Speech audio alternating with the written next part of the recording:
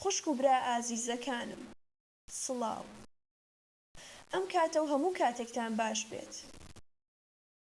ئێمە ئەمڕۆ وشەیەکی گرنگی ئەتمۆلۆجی زمانی کوردی دەکۆڵینەوە بە تورکی سامان. واتە بە کوردی کا ئێمە ئەتمۆلۆجی ئەم وشەیە دەکۆڵینەوە. ئامانجی ئێمە ناساندنی کوردیە، نەک فێرکردن. فێرکردن شتێکی دیکەیە. فێرکردنی زمانێک. وانەی ئەو زمانەدانان شتێکی دیکەیە. بەڵام ئەتمۆلۆجی جیاوازە. ئەتمۆلۆجی زمان دەناسێنێ. تەنانەت مرۆڤ پێی دڵڕاکێش دەکات. وانەی ئەتمۆلۆجی زمان دڵڕاکێش دەکات و دەیناسێنێ. تایبەتمەندیەکانی ئەو زمانە دەردەخات.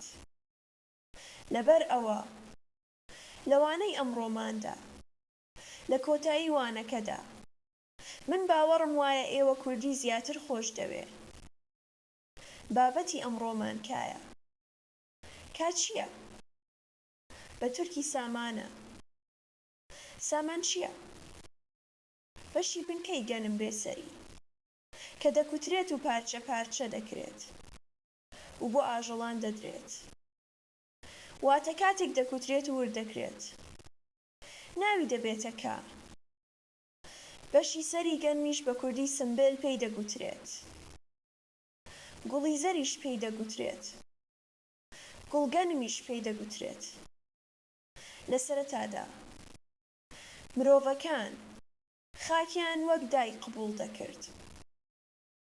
دەیان گوت ئەم خاکە وەک دایکی ئێمە خۆراکمان پێدەدات و ئەم خۆراکە گەنمە.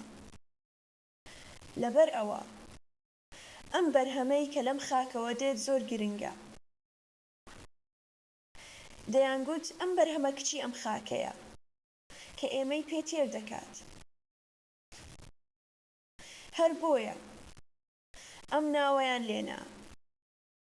گوڵی گەنم واتە سمبێل یان باشاک. سمبێل لە کام سەردەمەوەیە؟ لە سەردەمی سەرۆکایەتی پیاوەوە، واتە بەڕاستی سەردەمی ئیمپراتۆریەکانە. لە پێشدا دایک خواوەند هەبوو. ئەمانە هەموو لە مەسیحیەت، لە جوولەکایەتی، لە ئیسلام زۆر کۆنترن. ئەمە زۆر کۆنە. و دواتر سمبێل و سۆمبول لە یەک ڕیشان. سمبێل لەگەڵ سۆمبول. ئەگەر ئێوە ئەمە بەم شێوەیە بکەن، وەک سمبێلێک بیگرن، دەتوانن وەک سوڕکێشە بەرەو دواوە بیکێشن. بەرعەکس نایەت. ئەمە بەرعەکس نایەت. تیلۆکەکانی تەنیا ڕێگەی ئەم لایە دەدەن. لەبەرەوە پێی دەگوترێ سمبێل. لە ڕیشەی سۆمبولەوەیە. ئەمڕۆکی گەنمە. خۆراکی سەردەمی نیۆلیتیکە.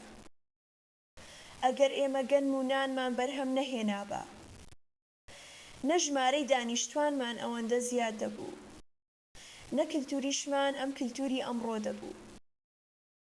واتە ئێمە کلتوری خۆمان قەرزداری ڕواندنی گەنمین. باشە، ئەم کارە چۆن دروست بوو؟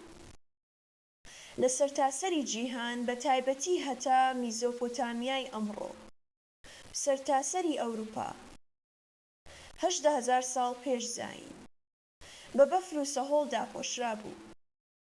هێشتا پێش ئەویش. بەڵام لە نێوان 18,000 و 12,000 ساڵدا لە کەشف هەوادا گەرمبوونێک دیار دەبێت. هەموو شوێنێک بە بەفر و سەهۆڵ داپۆشراوە. مرۆڤ بەڕاو دەژیا. بە سەهۆڵ داپۆشراوە. و ڕاوچی خۆراکی مرۆڤ لەسەر چی بوو؟ لەسەر گۆشت بوو. چالاکیەکانیان چی بوو؟ ڕاو. هەر بۆیە بۆ مرۆڤ گرنگترین شت لەو سەردەمەدا ئاگر و سەگ بوون. چونکە بۆ ڕاو پێویستی بە سەگ هەیە. سەگ بۆ ئەوەی بۆنی ڕاو ببینێ و شوێنی ڕاو دیاری بکات و شوێن پێی هەڵگرێت پێویستە.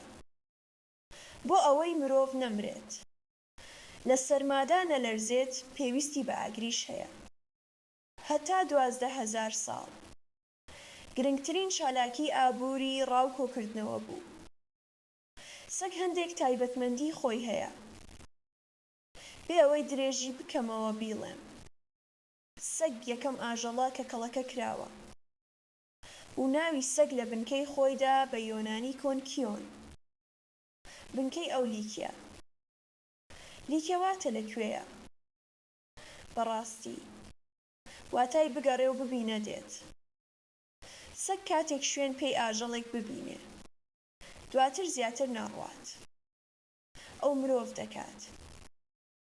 بە چاوەکانی خۆی دەبینێ و شوێن پێی هەڵدەگرێت. سەگ بە بۆنکردنەوە شوێن پێی هەڵدەگرێت. واتە ئەگەر تۆ سەگ بیت شوێن پێی ئاژەڵ نیشان دەدەی.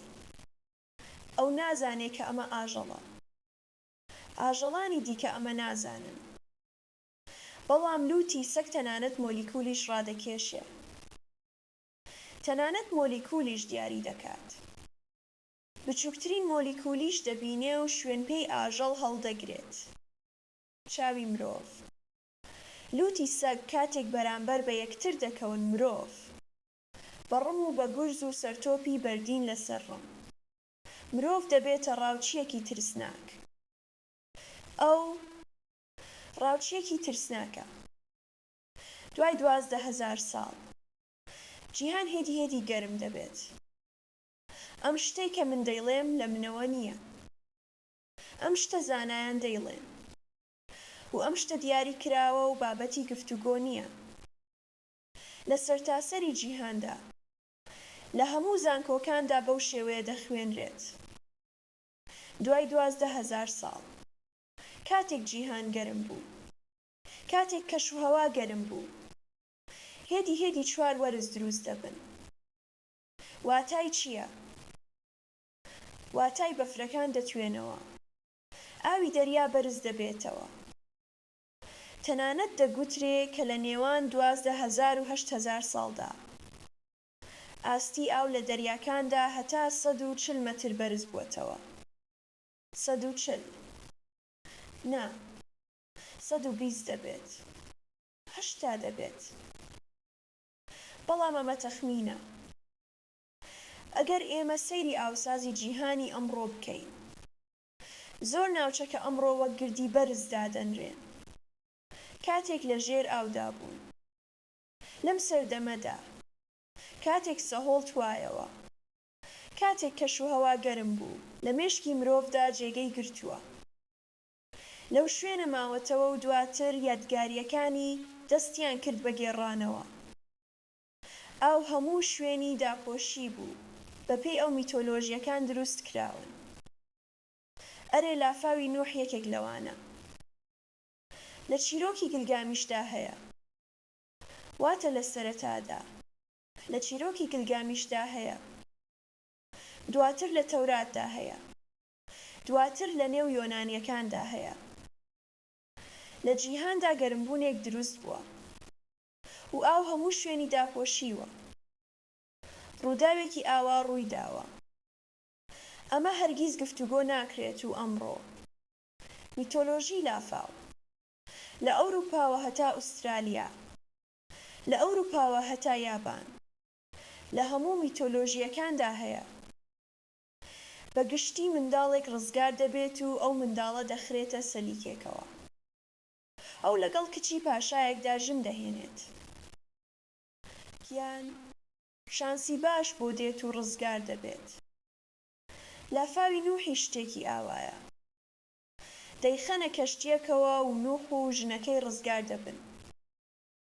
لە میتۆلۆژی یۆناندا، لە میتۆلۆژی دێفکالیۆندا، دێفکالیۆن و ژنەکەی ڕزگار دەبن. ژنەکەی پیرە. ئەم هەردووکیان ڕزگار دەبن. ئێستا بەڵام لە هەموویاندا لایەنی هاوبەش ئەمەیە: خوداکان زۆر تووڕە بوون و لەبەر ئەوە دەیانویست مرۆڤەکان لەناو ببەن و بەم شێوەیە لافاو دروست بووە. و لەم لافاوە هەندێک کەس دیسان بە یارمەتی خودا ڕزگار بوون. لایەنی هاوبەشی هەموویان ئەمەیە. لایەنی هاوبەشی هەموویان ئەمەیە. واتای چییە؟ واتای بەتایبەتی دوای 12,000 ساڵ گەرمبوونی جیهان بە میتۆلۆژی گەیشتووەتە ئێمە. ئەمەیە. واتای دیکە نییە. و سەرتاسەری میتۆلۆژی لەسەر لافاو ڕاوەستاون. کاتێک جیهان گەرم دەبێت چی دەبێت؟ 4 وەرز دروست دەبن، ڕوون دەبنەوە، بە تایبەتی لە نێو پشتێنە ناوەڕاستدا. ئێستا ئەگەر ئێوە جیهان بەو شێوەیە بیر بکەنەوە لەم پشتێنە ناوەڕاستدا 4 وەرز دروست دەبن. نمونە لێرە میزۆپۆتامیا، لە هیندستان، چین، ئەوروپا، باکووری ئەفریقا و بەم شێوەیە. لەم پشتێنە 4 وەرز دروست دەبن. و مرۆڤ لە ڕاو زیاتر هێدی دەست بە خواردنی ڕووەکانی کە لە خاکەوە دەردەکەون دەکات. دەست بە تاقیکردنەوە دەکات. بێگومان کاتێک ئەمانە تاقی دەکەنەوە ئەم ڕووەکە دەخورێت یان نا. ئەمە تامی هەیە یان نا، هەموو ئەمانە لە 1000 ساڵدا فێر دەبن. و فێر دەبن کام ڕووەک بۆچی بەکاردێت. هەندێک ڕووەک سەرئێشەیی دروست دەکەن. هەندێک ڕووەک زۆر باش بوون، حەسانەوەیان دەهێنا. هەندێک ڕووەک هۆشبەری دەکرد. هەندێک ڕووەک زۆر باش تێریان دەکرد. وزەیان دەدا. بە تایبەتی مێوە و فێکی. مێوە و فێکی. بۆ نمونە ترێ. ئەمەش دارە. بەڵام لە هەمان کاتدا ڕووەکیشە. ئێستا ئەم جارە مرۆڤ بە بەرهەمەکانی لە خاکەوە دەردەهاتن بە خواردنی ڕووەکان. خۆیان تێر دەکرد. بەم شێوەیە ئەوەی منی تێر دەکات دایک. خاکە. خاک. ڕۆحی دایکە. ئەرێ. ڕۆحی دایک خواوەندە. ئەم بیر و باوەڕە دەستی پێکرد دیاری بێت. چونکە مرۆڤ کێ تێری دەکات؟ کێ بەخێوی دەکات؟ کێ دەیپارێزێ؟ مرۆڤ. دایکی دەیپارێزێ. دایکی بەخێوی دەکات. دایکی تێری دەکات. دایک بۆ نمونە بۆ ئەوەی بەچکەکەی ئاسکی بپارێزێ هێرشیش دەکاتە سەر پڵنگ. هەم بەچکەکەی تێر دەکات هەم دەیپارێزێ. گورگێک ئەگەر 3 ڕۆژ هیچ نەخوات کاتێک کەرگۆکێک ڕاو بکات ئەگەر بەچکەی هەبێ یەکەم کاری ئەمەیە کەرگۆکەکە دەبات و دەیخاتە بەردەم بەچکەکەی. دایک ئەگەر هیچ نەبینێ لە لەشی خۆی شیر دەردێنێ، لە سنگی خۆی ئاو دەردێنێ و پێی بەچکەکەی تێر دەکات. تێرکردنی بەچکە لەلایەن دایکەوە وەک ئەمڕۆ لە داهاتووشدا هەردەم ئەمە کێشەیەکی گەورەیە بۆ تێرکردنی بەچکەکەی. دایک ڕووەکی جیاوازی تاقی کردووەتەوە. و ئەم دایکەی کە ئەمانەی تاقی کردووە بەڕاستی لە درێژایی کاتدا بووە بە حەکیم و پزیشکیش. چونکە ئەو دەزانێت کە کام ڕۆک بۆچی بەکاردێت. قاڵبی دارا بێی لای ئێمە بەپێی هیپۆکراتس. باوکی تەندروستی 100%. ئاسپرینە.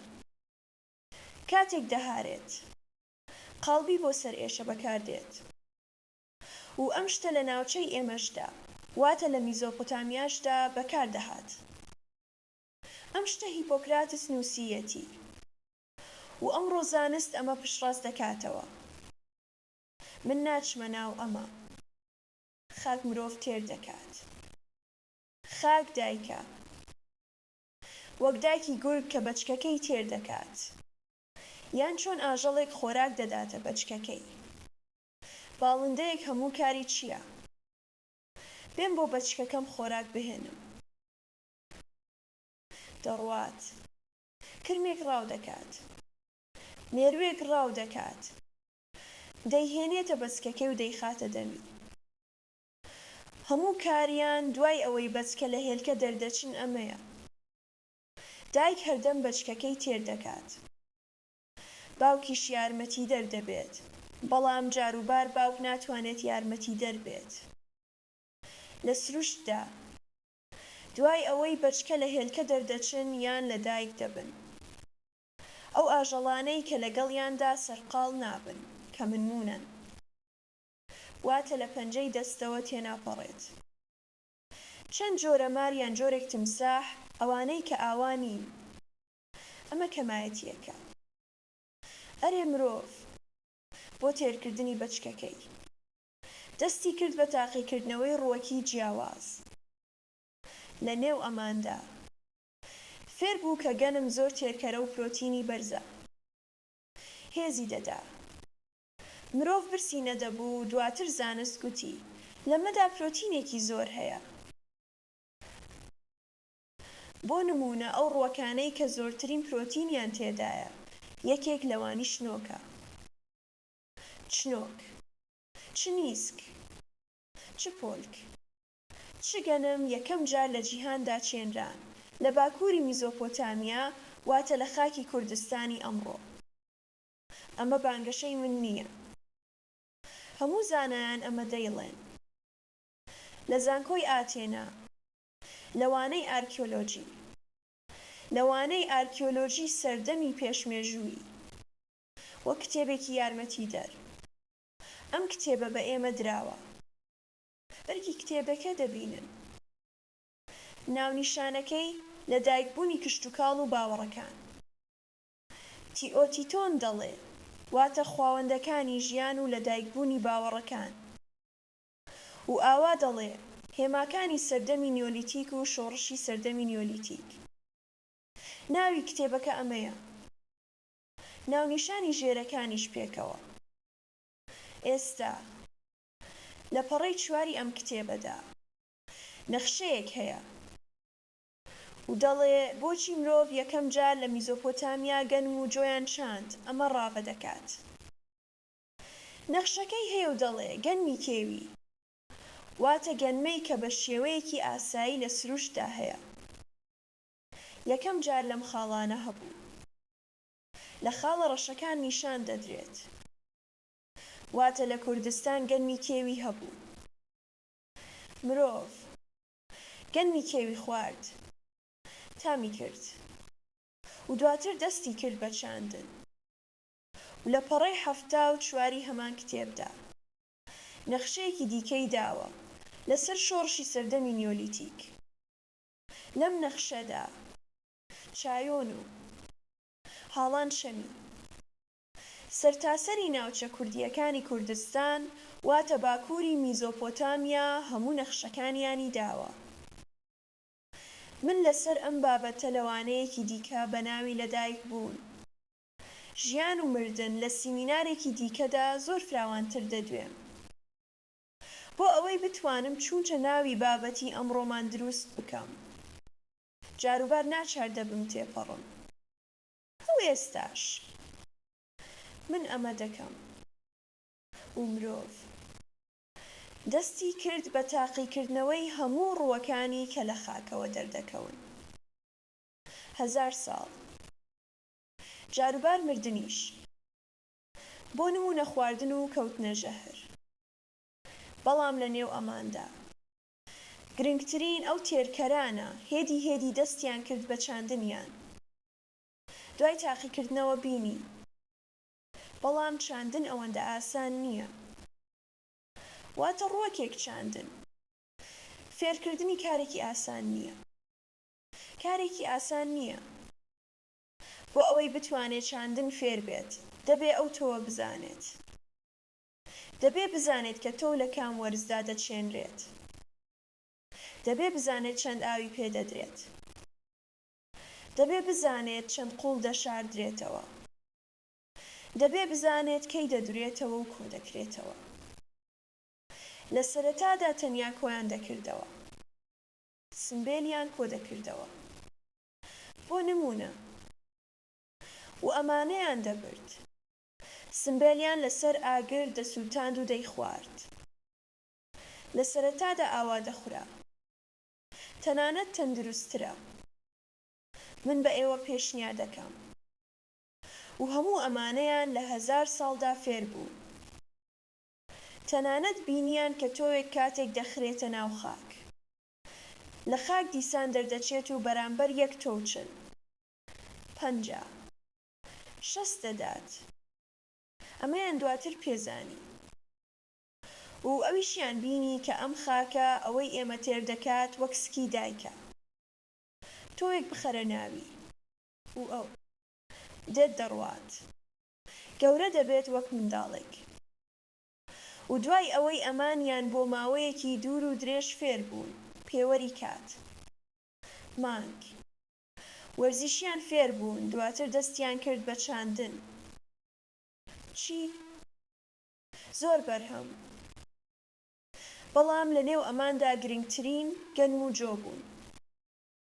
بۆچی خاک دایکە؟ چۆن منداڵ دەهێنێ؟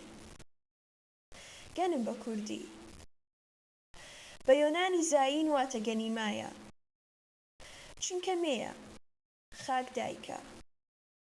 بۆ ئەوەی دایک منداڵ بهێنێ دەبێت لەسەرەوە ئاوێک وەربگرێت. ئەم ئاوەش بارانە کە بەبادێت. لەبەر ئەوە باوک باو بارانن.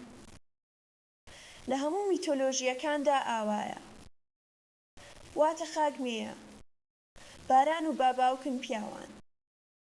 کاتێک هەردووکیان دەکەونە ناو یەکتر، تۆ دەردەچێت و بەرامبەر یەک 40-50 دەدات. بۆ نمونە یەک دەنکی گەنم یەک دادەنیت، ئەو دەنکە بۆ تۆ 40-50 دەنکی دیکە دەدات. دانە بە کوردی، بە تورکی دان. وشەی تانەیش لەوێوە دێت. کاتێک دەڵێن 5 تانە، 4 تانە ئەمەیە. دان، دان. با بینە سەرکە. مرۆڤ ئەم بابەتە واتە بابەتی کا. مرۆڤ دوای ئەوەی گەنمیان چاند، بینیان کە دوای چاندنی گەنم چیتر برسی نامێنن. هەندێک ڕووەکی دیکەش بە هاوشێوەی ئەمە چێنران و هەڵبژێردران. ئێمە لەسەر ئەم ڕووەکە هەڵبژێردراوانە قسەمان کردبوو. زانستی ئارکێۆلۆجی دەڵێ لە چایۆنوو لە ساڵی 10500 پێش زاین دانە گەنمی بینراوە. ئەم گەنمە گەنمی چێنراوە، واتە ئارکێۆلۆگێکی ئەمڕۆ دەزانێت کە ئاخۆ گەنمی دیتراوە چێنراوە یان کێوی. لەبەر ئەوە گەنمی چێنراو واتە ئەوەی ناکێوی یەکەم جار لە چایۆن و ئێمە لەگەڵیدا ڕوبەڕوو دەبینەوە. مرۆڤ دوای ئەوەی ئەمانەی کرد و لە خاکدا چاندی. بۆ نمونە با بڵێین ئێرە خاکە و لێرە چاندیان، چیتر ناتوانێت بچێتە شوێنێکی دیکە. واتە ئەم پارچە خاکە با بڵێین ئەم زەویە ناتوانێت ئەم زەویە بگرێتە سەرشانی خۆی و بچێتە شوێنێکی دیکە. ئەرێ دەبێت لە نزیکی ئەم زەویە لە شوێنێک بمێنێتەوە بۆ ئەوەی بپارێزێ، ئەو زەویەی کە چاندویەتی بپارێزێ. چونکە منداڵەکانی لە برسانە دەمرن ئەگەر نەیپارێزێ. منداڵەکانی لە برسانە دەمرن و دەبێت لەسەر ئەم زەویە سەری خۆی بدات، دەبێت ئاوی بدات، دەبێت لە ئاژەڵە کێویەکان بپارێزێ. بۆ نمونە بۆ ئەوەی بەراز و شتی دیکە نەیەنە ناو، دەبێت وەک ڕووناکی چاوی خۆی سەیری بکات. ئەگەر پارێزراو نەبێت، ئەگەر سەرنجی نەدات لە زستاندا لە برسانە دەمرێت. بەچکەکانی لە برسانە دەمرن. ئەرێ مرۆڤ بۆ یەکەم جار لە تەنیشتی ئەو زەویەی چاندبووی دەستی کرد بە دروستکردنی ماڵێک. ماڵ کاتێک دەڵێن نەیە تێگەیشتن وەک ئەوەی ئەمڕۆ، شوێنێکی مانەوە سەرەوەی داپۆشراو بەدار، بە بزن، بە قامیش داپۆشراو، یان ئەشکەوتێکی نزیک، یان بەردێکی توێ بووە. بەم شێوەیە مرۆڤ بۆ یەکەم جار دەستی کرد بە جێگیربوون لە شوێنێک. دوای نیشتەجێبوون و چاندنی خاک، ئاژەڵانیش کێڵگەکران. پێشتر کێڵگەکردنی ئاژەڵان شتێکی وەها نەدەبوو. نەماڵت هەبوو کە کێڵگەی بکەی. لەکوێ دایدەنێی؟ لەکوێ دایدەنێی؟ ماڵت نییە. ئەرێ ئێستا تەنانەت ئەگەر لە ئەشکەوتدا بمێنیتەوە، خۆراکی زستانت ئامادە کردووە. بەشی سەرەوەی گەنم خۆت دەخۆیت، بەشی خوارەوەش فڕێ دەدەی. ئەی ڕاستی، لە زستاندا لە کۆترەکانەوە هەتا ئاژەڵان، لە کەرگۆکانەوە هەتا بەرازان، هەتا بزنان، هەمووشت لە دەوری دەکۆبوونەوە. ئەو شوێنەی فڕێ دەدەیت. ئەگەر ببێتە کۆمەڵێک، چیتر هەردەم ئاژەڵە کێویەکان دێن. مرۆڤ بینی کە ئەم بەشی ساپی گەنم، لاسک، کاسک، قەسەل، قۆڕاتی، واتە بەشی نێوان سۆمبول و ڕەگی گەنم لەلایەن ئاژەڵانەوە دەخورێت. ئەمەش بەڕاستی بووە یەکێک لە هەنگاوە یەکەمەکانی کێڵگەکردنی ئاژەڵان، چونکە ئەم بەشی کاسکە بۆ ئەوان زۆر گرنگ بوو. ئاوا گوتیان: دایکی ئێمە، خواوەندی خاک، ڕۆکێکمان دەداتێ. بەشی سەرەوەی ئەم ڕووەکە ئێمە دەیخۆین، بەشی خوارەوەش ئاژەڵ دەیخۆن. چیتر کاتێک ئاژەڵێک لە شوێنێک دەبەستن، تەنیا بە چاندنی گەنم هەم خۆیان تێردەکرد و لە برسانە نەدەمردن، هەم ئاژەڵەکانیشیان تێردەکرد و لە برسانە نەدەمردن. ئەرێ هەنگاوی یەکەمی کێڵگەکردنی ئاژەڵان بەلای منەوە ئەمەیە. هۆکاری نیشتەجێبوونی مرۆڤ لە خاکدا چاندنی ئەم ڕووەکەیە. ئەگەر ئەم ڕووەکە نەچێنرابە، مرۆڤ هێشتا ڕاوچی دەبوو، هێشتا ناچار دەبوو ڕاو بکات. ئەرێ ئەم ڕووەکە هۆکاری نیشتەجێبوونی لە خاکدایە. ئەگەر ئەم ڕووەکە نەبوایە، ئاژەڵانیش کێڵگە نەدەکران، چونکە کاسکەکەی وەککە واتە وەککە دەیدا بە ئاژەڵان. ڕووەکێکی دیکە هەیە کە لەم ڕووەکە دەچێت، لە ناوچە ئاویەکاندا گەورە دەبێت.